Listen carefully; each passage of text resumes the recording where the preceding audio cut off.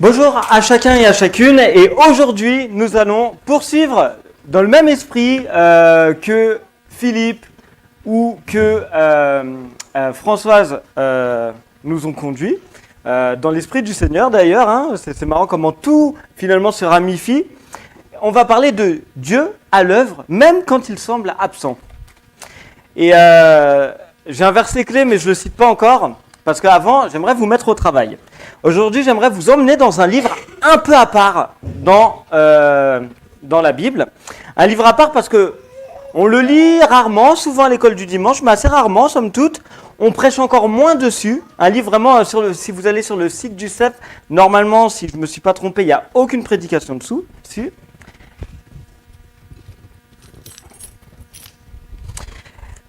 Un livre qui balance des punchlines théologiques à tout va, comme peu d'autres. Est-ce que vous voyez de quel livre je veux parler? Si vous ne trouvez pas, je vous donne d'autres indices.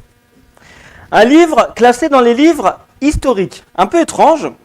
Un livre classé dans les livres historiques avec Josué, Juge, Ruth, mais l'action de ce livre ne se passe pas du tout en Israël. Encore un petit indice? Un livre qui fait un peu grincer des dents depuis des siècles, si bien qu'en fait, il y en a même qui se sont dit, peut-être on va pas le mettre dans le canon de l'Ancien Testament, le canon de la Bible, parce que à aucun moment le nom de Dieu n'apparaît dans ce livre. Oui, la petite dame au dernier rang. Esther, c'est le livre d'Esther. Donc, un livre qui claque, hein, comme je vous le disais. On est à Suse. Suse, c'est la capitale de l'Empire perse. On est à peu près 1500 km de Jérusalem, sans voiture. 1500, ça se fait, hein, Lille, Marseille, on peut le faire en voiture, en avion. Mais là, on est à pied ou en cheval. Et on est loin du temple, loin des sacrifices, loin des prophètes, loin de tout ce qui ressemble à une vie spirituelle normale dans l'Ancien Testament. Et comme je vous le disais, hein, le nom de Dieu n'apparaît jamais dans le livre. Pas Yahvé, pas... Ah, on a chanté Yahvé. Il n'y a pas Elohim, pas Dieu, rien. À tel point, comme je vous le disais, que le livre, il a été discuté dans le canon biblique. Il y en a qui se sont dit, bon, on le met, il y en a qui se sont dit, ah non, on le met pas, il n'y a même pas de Dieu. Les Juifs l'ont gardé, les chrétiens aussi, mais certains ont été gênés. Je ne sais pas si vous connaissez la traduction grecque de l'Ancien Testament qui s'appelle la traduction de la Septante. Septante parce que, alors là, je vous raconte un peu la légende, ils étaient 70 auteurs, c'est la légende, hein, à traduire en grec le texte hébreu de l'Ancien Testament, et ils ont tous traduit de la même manière. Et bien, en traduisant tous de la même manière, ils ont rajouté des versets dans Esther, pour rajouter Dieu, pour rajouter des prières, pour faire un peu plus spi. En fait, finalement, ça montre que, de tout temps, les personnes n'étaient pas très à l'aise avec ce silence, le fait qu'on ne parle pas de Dieu. Mais moi, pas que moi, hein, mais moi en tout cas, je vais vous dire un truc, quelque chose, c'est que ce silence, précisément, c'est ce qui fait la puissance théologique du livre. C'est ce qui fait de ce livre un pur chef-d'œuvre de l'Ancien Testament. Parce que, finalement, quand on y regarde de plus près, Esther, le livre d'Esther, parle de nos vies. De ces moments où parfois dans notre vie, Dieu ne parle pas, où Dieu ne se montre pas, où Dieu ne fait pas de miracle visible. Et pourtant où Dieu agit, tapis dans l'ombre. Ce livre nous apprend à discerner Dieu dans notre vie a posteriori, à relire les événements à la lecture de Dieu, à reconnaître sa souveraineté quand on croyait qu'il était absent. Alors aujourd'hui, je vous propose, j'ai hésité, je me suis dit, mais j'avais envie de vous parler d'Esther ce matin, mais je me suis dit, quel chapitre? J'ai tout pris. Mais on va pas tout lire, hein. Le temps est bien passé, il est déjà 47, on est censé finir à midi, pardonnez-moi si on termine à midi 3 ou 4, hein.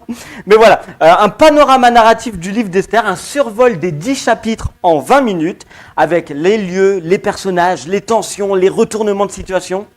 Pas juste une histoire ancienne, mais un livre qui nous pose une question brûlante. Et si Dieu était en train d'agir dans ma vie, maintenant, alors que j'ai l'impression qu'il est silencieux? Vous êtes prêts? J'avais prévu, si j'avais eu plus de temps, de vous poser des questions avec des vraies réponses attendues. Là, j'ai pas le temps, donc je vous balance juste les questions et vous répondez dans votre cœur. Déjà, les 2 premiers chapitres, on met en place l'histoire. Le décor, l'appel des destins hors normes. Et tout commence au chapitre 1 avec la fête de Xerxès, un prénom à donner à votre enfant, et le refus de Vasti, un prénom à donner également à votre enfant.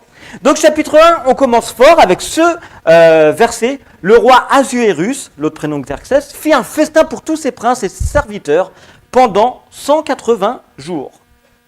Bon alors, pour bien saisir le livre d'Esther, on va commencer par parler du contexte. La personne qui règne, c'est le roi Assuérus. Comme je vous avais dit, on le connaît aussi sous le nom de Xerxès, parce que c'est son nom grec, Xerxès, Assuérus. On est au 5e siècle avant Jésus-Christ, et on est dans l'Empire perse, un empire immense. C'est, si vous voulez, l'équivalent des États-Unis avec le Canada et le Groenland. Bon, j'exagère un peu, mais je dis ça comme ça. Et donc, comme c'est un empire énorme, le roi, il a des manières de faire énormes. Une fête de taré, 180 jours, 6 mois, des festivités extravagantes où tout le monde est censé s'amuser, faire la fête à ne plus finir. Je ne sais pas si, si vous êtes tous à peu près de mon âge ou plus, certains sont un peu moins, mais à l'époque, sur Facebook, il y avait un projet X organisé, c'était à Paris, en fait c'était une soirée ouverte à tous ceux qui voulaient. Et donc des milliers de personnes pouvaient venir à ce projet X, le temps d'un soir. Là c'est un projet X de 180 jours. Une fête royale, une version XXL de fête, 6 mois de fête. C'est pas l'apéro prolongé du dimanche après-midi. On est sur une démonstration de puissance politique. Le roi Assuérus, c'est le roi de toujours plus. Le roi montre sa richesse, sa gloire, son autorité. Il invite tout le monde boit, tout le monde l'admire. Sauf que le dernier jour, après le vin, après l'euphorie, après l'ivresse, le roi fait une demande un peu particulière. Verset 11 du chapitre 1, il ordonna qu'on amène la reine Vasti devant lui avec la couronne royale pour montrer sa beauté au peuple et aux princes. Alors si je fais ça à Sarah, je suis mort. Lui, c'est ce qu'il demande, c'est le roi, traduction moderne. Vasti, viens, défile-moi, montre combien tu es belle. On va rester poli, on va dire belle. Vasti, elle refuse. Verset 12, la reine Vasti refusa de venir. On ne sait pas pourquoi, pas d'excuse, pas de justification. Elle dit non. Et ce non, il va faire exploser tout le système. Ça crée un sacré boucan. Le roi, il est furieux. La reine, elle ose dire non. Évincée, bannie royalement. Pas de place pour la désobéissance pour un palais comme ça. On n'est pas en 2026. Les conseillers du roi paniquent. Pourquoi ? Parce que ce refus public d'une femme au roi dans un empire patriarcal, ça devient un danger politique. Au verset 17, voici ce qu'ils lui disent au roi. Cette action de la reine parviendra à la connaissance de toutes les femmes et elles mépriseront leur mari. Autrement dit, si le roi, tu laisses passer ça, ça va être la révolution dans les foyers. Et puis quoi encore ? Des femmes qui travaillent ? Des femmes qui ne vont plus à la cuisine ? J'exagère un peu, Mais voilà, Vasti est destitué. Bon, vous voyez que je ne prends pas parti pour Assuérus, c'est ce qu'il fait. Mais Vasti est destitué, exclu, banni. Son refus, son non, ça crée une injustice. Mais une injustice qui va ouvrir un événement, et cet événement, c'est le vide. Il n'y a plus de reine. Et quand il y a un vide, il y a toujours quelque chose d'autre qui peut y entrer. Ça m'a fait penser, cette petite phrase que je viens de dire, à parfois dans notre vie, on fait le tri. Moins de réseaux sociaux, moins de... vous mettez des addictions ou d'autres, celles que vous voulez, on décide de couper. Sauf que si on ne remplit pas ce vide, il va revenir. C'est comme ça. Dans la marche pour la sanctification, ce qu'on jette, il faut le combler. Par du sport, par plus de présence avec le Seigneur, il faut le combler. Il y a un vide à combler, et justement, on arrive au chapitre 2, le besoin d'une nouvelle reine et l'arrivée d'Esther. On organise un casting de reines. C'est Miss France, version reine. Miss Perse. Parce que le roi, il veut une nouvelle épouse, quelqu'un qui va plaire, qui va être belle. Et c'est là qu'une jeune fille juive, Esther, orpheline, élevée par son cousin Mardochée, va arriver. Au chapitre 2, verset 2, « Qu'on recherche pour le roi de jeunes vierges, belles de figure. » Les femmes, elles viennent de tout l'Empire. Elles sont préparées pendant combien de temps ? Parce que Miss France, ça va, ils sont préparés une petite soirée, enfin voilà. Les reines, 1 an. On fait toujours plus dans cet empire. Pendant 1 an, on les pouponne, hop, et puis au bout d'1 an, on les présente au roi. 12 mois de soins, de parfums, de stratégie. Et donc, versets 5 à 7, il y avait à Suse un juif nommé Mardochée. Il avait élevé Hadassa, c'est-à-dire Esther. Et donc Esther, orpheline, exilée dans l'empire perse alors qu'elle est juive. Elle issue d'une minorité ethnique et religieuse, sans pouvoir, sans réseau. Et pourtant, imaginez, on est loin de Jérusalem. Et elle est là, anonyme. On ne sait rien d'elle, à ce moment-là du chapitre, on ne sait rien d'elle, à part qu'elle a donné le nom au livre, éventuellement, qu'elle est belle et qu'elle est douce. Et on lui offre l'opportunité incroyable de devenir reine. Verset 9, la jeune fille lui plut au roi et gagna sa faveur. Là c'est important, gagna sa faveur, ça arrive à plusieurs fois dans le livre. Verset 17, le roi aima Esther plus que toutes les autres femmes. Bref, Esther devient reine. Alors très honnêtement, qui aurait parié sur elle? Personne. Et ça m'a fait dire aussi, qui aurait parié sur vous pour devenir fils de Dieu? Personne. Sur moi, je m'inclus. Nous ne méritons pas. C'est Dieu qui, dans sa grâce, permet les choses. Si on regarde à notre propre vie, à qui nous sommes, avec notre péché, nos fardeaux, nos faiblesses, personne n'aurait parié sur nous. Et Dieu nous fait la grâce de nous choisir. Esther a eu cette grâce d'être choisie par le roi. Sans bruit, sans miracle spectaculaire, une jeune fille juive devient reine de l'empire le plus puissant du monde. Au début, Esther, elle ne parle pas.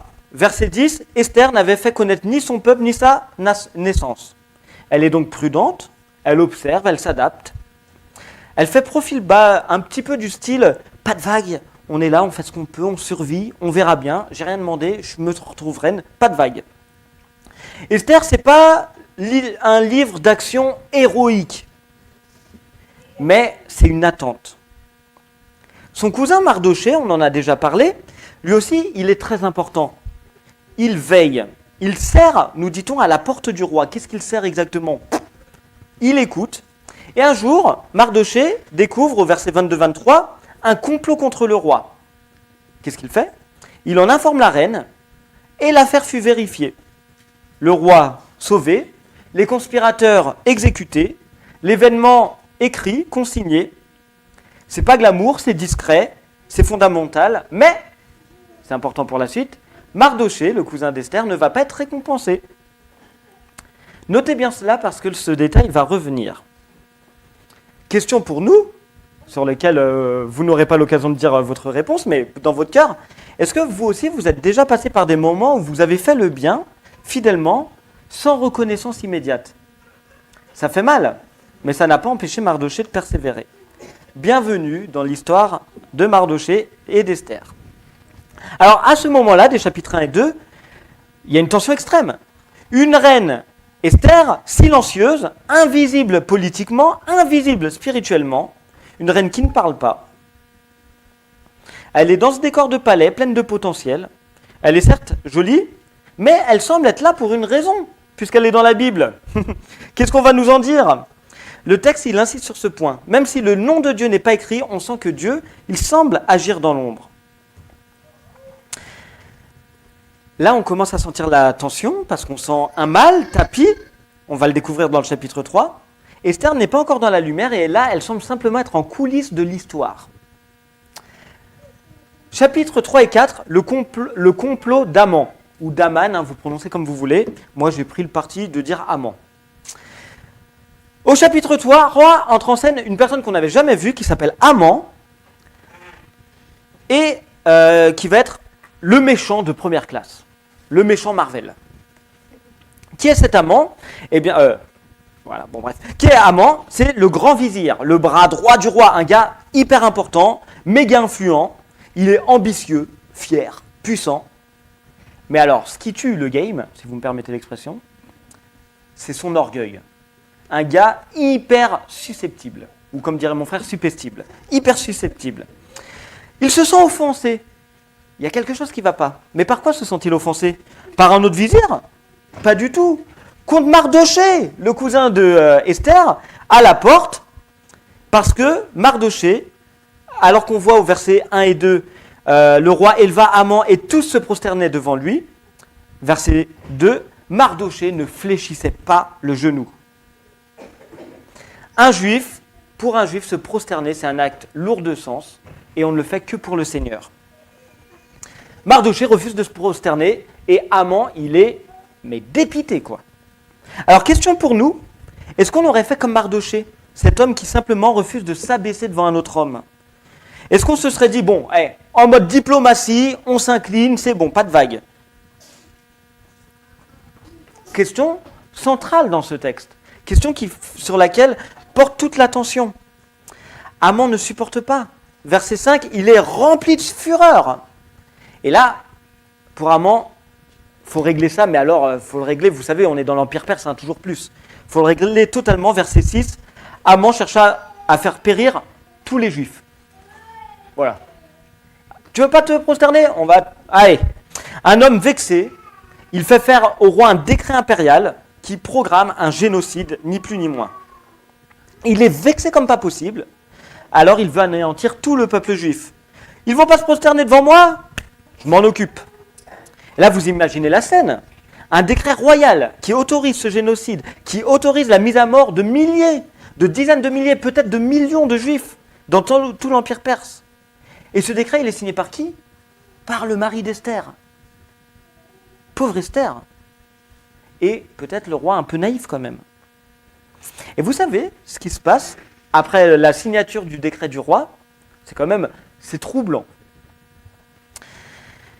Le roi et Haman, verset 15, s'assirent pour boire. Voilà. Hop, on va exécuter des millions de personnes. Trinquons! Champagne! Pendant que le peuple est angoissé. Le mal est parfois, dans la vie de nos concitoyens, terriblement banal.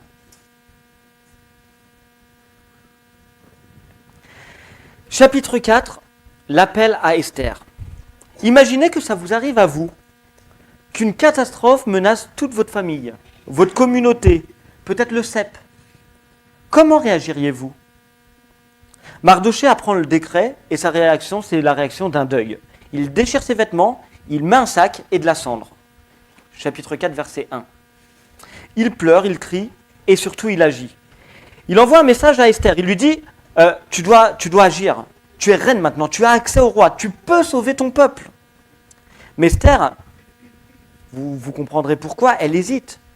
Elle répond ouais d'accord mais pas tout de suite. Logique parce que c'est risqué de se montrer sans invitation devant le roi. Si elle se fait prendre, elle risque la mort. Au verset 11, c'est ce qu'elle répond à Mardoché, quiconque entre chez le roi sans être appelé, il y a une seule loi, c'est la mort. Elle a peur, et on peut la comprendre, mais là, Mardoché va sortir la phrase du livre. Une phrase magnifique, qu'il faut apprendre par cœur. Il lui dit à Esther, si tu te tais maintenant, le secours et la délivrance viendront d'ailleurs. C'est magnifique. Ok, ne fais rien, Dieu nous sauvera. C'est ça. Hein. Et il continue, qui sait, si ce n'est pas pour un temps comme celui-ci, que tu es parvenu à la royauté. Là, c'est une punchline monumentale. Parce que Dieu n'est pas nommé, mais la foi de Mardoché, elle est là. Le secours viendra d'une manière ou d'une autre, et, qui sait, Dieu t'a peut-être conduit à ce rôle-là pour ce temps-là. Alors, question pour nous, est-ce que Dieu vous a déjà placé quelque part avec une responsabilité, un accès, peut-être une influence, pour un moment précis? Est-ce que vous avez déjà vu Dieu agir par l'intermédiaire d'une personne, d'un événement? Là, les hommes et femmes du peuple juif se joignent à Esther pour jeûner, pour prier, pour implorer le Seigneur. Esther, elle joue une carte risquée. Elle se prépare, elle se met en condition spirituelle, elle appelle tout le monde à jeûner avec elle parce que l'Église, comme le peuple juif, on se soutient dans la bataille. Elle décide d'aller chez le roi sans être invitée. Verset 16, chapitre 4, « Je vais entrer chez le roi et si je dois périr, je périrai. » C'est magnifique, c'est noble. Dans ce contexte, on l'a dit, c'est une question de vie ou de mort. Le roi peut lever sa main pour la tuer. Elle se met donc dans la posture de foi en s'exposant totalement. 3 jours de jeûne, Pas de discours spirituel, pas de miracle, juste son choix. Parfois, la foi, c'est pareil pour nous, c'est avancer sans garantie, sans trop savoir. Et là, l'attention du texte, elle est maximale. En tant que lecteur, on se dit « Oh, mais qu'est-ce qui va se passer ?» Et vu l'heure, je garde la suite pour une prochaine prédication. Ah bah, ouais, hein. Faut aussi accepter que la parole de Dieu suscite en nous le désir de l'entendre davantage. J'ai de quoi faire une prochaine prédication, donc je coupe en deux, même si ce n'était pas prévu.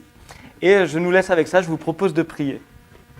Merci Seigneur parce que tu n'as pas besoin d'être nommé pour être actif. Et dans notre vie personnelle, tu agis Seigneur. Tu agis même quand on n'a pas conscience de ce que tu fais, même quand on ne le voit pas et qu'on ne le devine qu'a posteriori. Et j'imagine qu'autour, qu'ici dans cette pièce, tout le monde a quelque chose à dire sur comment tu es intervenu en coulisses et comment on s'en est rendu compte bien après coup. Tu nous as peut-être fait sortir d'une relation, peut-être d'une situation, peut-être d'un emploi, peut-être plein de choses, mais tu es le Dieu vivant qui agit. Et pour cela, nous voulons te remercier, Seigneur. Amen.